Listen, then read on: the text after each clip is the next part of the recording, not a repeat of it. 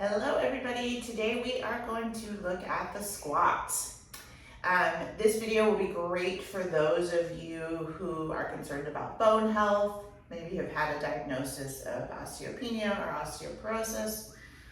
Also great for folks who are on the hypermobile spectrum. What we're going to explore in this sequence is how to really feel connected in a squat so that our hips get that deep compression that strengthens bone without too much compression and collapse. So we're going to work a little bit with releasing tension in the feet, releasing tension in the pelvic floor, and also understand the feeling of our femur, our leg bone, really seating, rooting in the pelvis. Without further ado, let's get started. So we're going to start from a standing position, and you're going to find a counter or maybe the back of a chair. If you're comfortable in a squat, I still want you to find something to hold on to so that we can start to look at where our weight needs to be. So we're going to call this first little bit our before, and then we'll do some movement, open up the pelvic floor and the feet, and come back to our squats and see how it has changed for us. So my head's going to disappear because it's a small room and I can't move the camera back, but stay with me. So we're standing. I'm going to pretend that this is my counter. I'm actually going to bring it up a little bit higher so it mimics more of my kitchen counter. And then from here, you're just placing your hands on the counter or holding on if you can to the sides, and start to send your hips back. I'm not hanging, right? I'm just using it as support. I want you just to see where you go, right? If you come all the way into a deep squat, if you stop somewhere in the midline, right, or in the midway there, all good. But as we go in and out of these squats, what I want you to notice is a couple things. One, what happens to your legs? Do they fall in?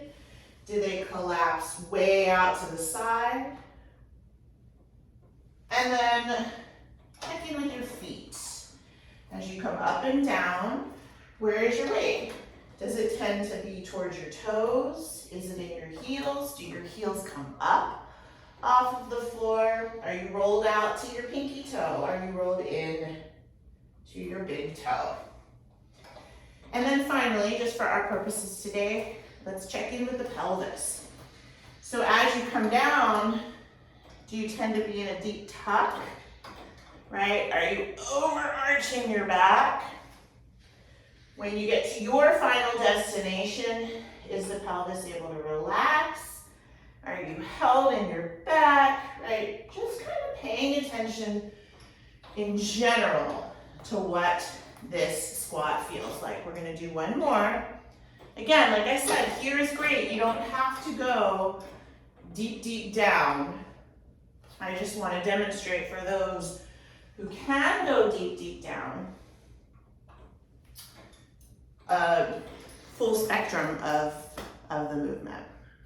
All right, so we've got our information, file it away in your information bank, and then we're going to come down into a seated position. I'm going to turn this just a little bit, and we're going to open up our feet. So you might find that you need to sit in a chair. Crisscross applesauce does not work for you. Grab a chair, lift your hips higher than your knees if you can. I'm going to take my right foot, my left hand, and I'm going to interlace my fingers in between each toe, all the way to the webbing. So those of you who've watched my other videos, I do this a lot. It's a quick, easy way to open up your feet without needing additional equipment. So take a moment once you're in there and do a little inventory. Are there toes that are a little tighter? Is there discomfort? Etc. So once your foot has kind of let go a little bit, We'll just give it a little twist-a-roo, move it from side to side, maybe flex, and move the toe bed around. My ankle is still, right now, for now, this is really about just getting the foot to open, right? We want a nice wide foot where the toes are able to negotiate and the arch is able to stay open. Really important to have a communicative arch so that when your foot's on the floor, it can navigate your orientation and help you balance.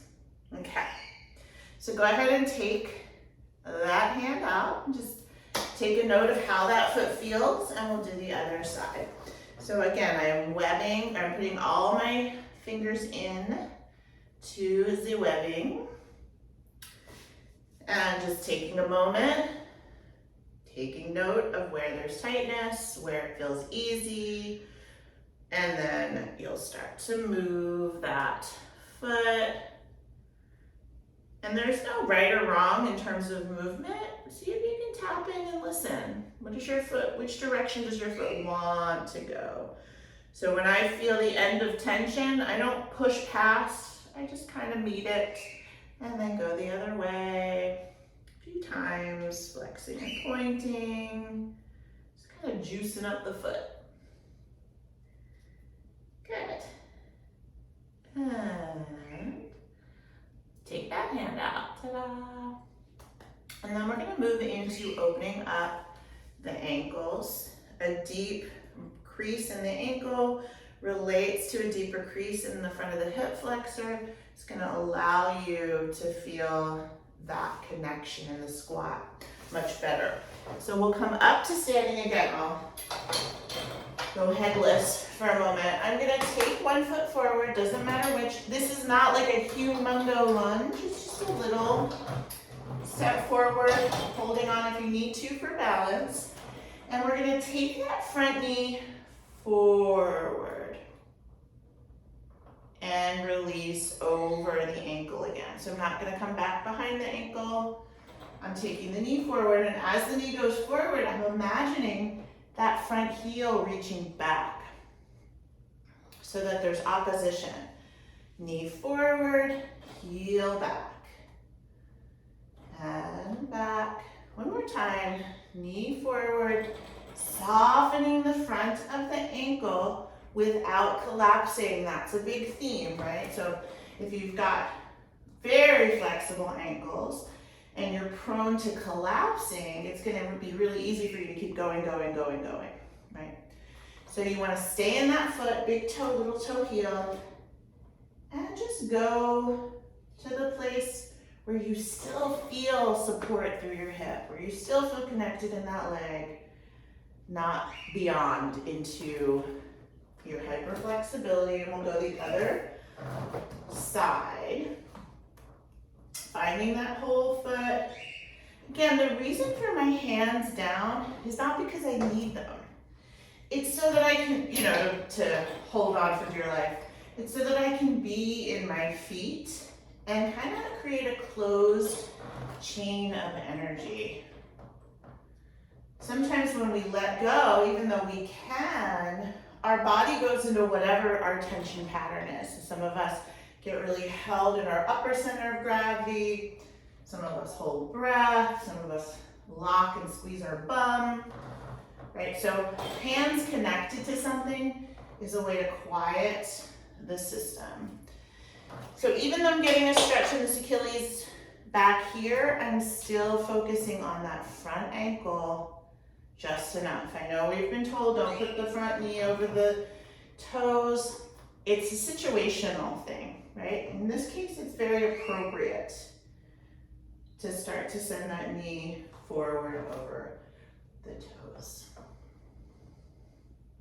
Good. And then we'll come back to standing. So let's do, since we're standing already, let's do a little check-in with our squat, see if there's been any shift, and then we'll move on. So hands are on your counter or chair. Feet definitely a little bit turned out because that's gonna help the femur find its place in the pelvis. So again, just sitting back, letting the knees come forward. So here we're checking in. Have your feet, do your feet feel different? Do your ankles feel different? Does that allow you to find a different place in your squat? And I'm saying it that way because I'm not interested in the goal being getting down into a squat. The goal is to feel this relationship between the support of the feet, the decrease in the front of the ankle, the release through the knees and hip flexors to allow you to come into a squat. All right, we're gonna come down as promised. We're gonna look at pelvic floor. I find a lot of folks who have bone loss in their hips also tend to have some hypertone in their pelvic floor, very tight pelvic floor. So we're gonna release. We are coming down onto our backs. I'm gonna take just my right foot up towards the ceiling, bend the knee out to the side. This is a half happy baby. You can hold on to your ankle or the outside of your foot. From here, my arm is just resting on my foot to create a little extra weight. Again, for those of us who are very flexible, what's gonna happen is you're just gonna kind of slip that femur right out and just keep going forevermore. So instead, what I'd like you to do, what I'd like us all to do is, once you feel the weight of that knee, I also want you to press your foot into your hand just a little bit so that the leg actually activates and wakes up. So it's not a sleepy, collapsed leg, it's a connected, active leg. We're gonna breathe right into the pelvic floor. Inhale. Try to release the pelvis. Exhale. See if you can feel, it's not a Kegel exercise, it's a gathering, like a lifting internally. Inhale, release. Exhale. See if you can tap into that right side of the pelvic floor. Keep meeting the hand with the foot. One more breath here. We can go deeper into pelvic floor, release and understanding the pelvic floor in a different video. Write a comment if you want me to go there. I'm happy to. This is just kind of our quick cliff notes. Exhale, gathering up. Inhale, more importantly in this case, is the release, the relaxation of that pelvic floor, which is different than bearing down and pushing down. It's just a let go. Good. And let that foot come down. Have a moment. We're going to do the other side. So we bring that knee in, foot comes up towards the ceiling. You can hold on outer foot, ankle, back of the thigh. Same thing here. We're feeling the weight of the arm, yes, but we're not collapsing. We want just enough compression in the pelvis to feel that leg connected, and you're reaching back up into your hand just a little bit. Inhale, releasing the pelvic floor. Exhale, feeling that gathering out. Inhale, letting go. If letting go feels just super nebulous, you can't find it, that's good information. Inhale, reach out. You can DM me, we can talk about it. Inhale, release. Exhale, gathering that pelvic floor. Just one more, inhale. And exhale, good. Take that foot down. And last thing we're gonna do on our back before we go back into our squats once again is we're gonna take that right knee in and place the hand on top of the knee, which is on the bottom of the femur, right? And we're gonna find our little puzzle piece. So everybody has a little slightly different angle of where their femur plugs in. For most of us, it's a little bit of a turn out. So you can bring your knee a little bit wider and your foot in. And then push down into the femur And you'll know, it feels just lovely when that femur plugs right into the pelvis. And then release and plug it in and just play with the angle, right? Because everybody's got a bit of a different angle. Press a different shaped pelvis. Inhale, release. Both sides of our pelvis shaped different as well. Exhale, press. And I want you to remember this angle because it's going to be important when we come back into our squat. Good. Let that foot come down and we'll do the other side. So again, hand on top of the knee, the lower leg is just completely relaxed. You're going to bring that leg wide, narrow, turn it in, turn it out. Find that little bit of turnout for most of us and then press down into the femur and you'll feel it. You'll feel it in the back of your pelvis. Inhale, release. Exhale, gently pressing down. Inhale, release. One more time. Exhale, gently press. And inhale, release. Good. So we're gonna keep that angle in our minds and come right back up to a standing position. Okay, you ready to test it out? We're gonna stand at our counter or our chair, hands on whatever surface we're using, making sure you feel your feet very clearly. Turn those toes out just a little bit. Remember that angle of the head of the femur that made sense for your body. And we're gonna come back and down. And what we're looking for is ease. Is it easier to move through? Again, it doesn't mean you go into a specific range of motion. We want to feel, do you have more glide through the pelvis? When you're down here, if you are down here, what happens when you let go one hand or the other hand, right? Can you still feel grounded in your feet? Coming back up.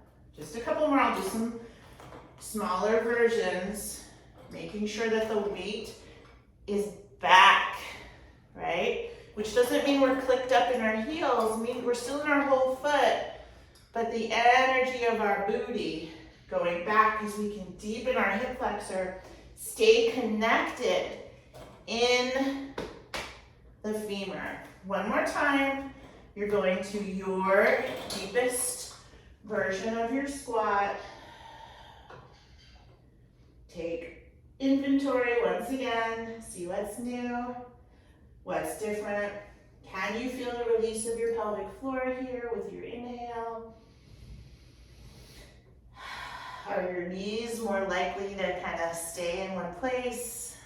Can you press through your feet a little bit and feel how that creates a deeper sense of support?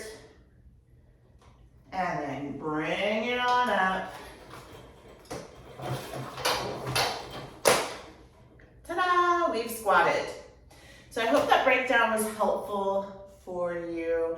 Definitely let me know. Let me know what you want more of. Let me know what was helpful. That can ensure that I can make content that really fits your movement needs. If you like this video, do the thing. I don't know, I'm pointing. Subscribe, like me, follow me on Instagram if you don't already at Requisite Pilates. All right, happy squatting, y'all.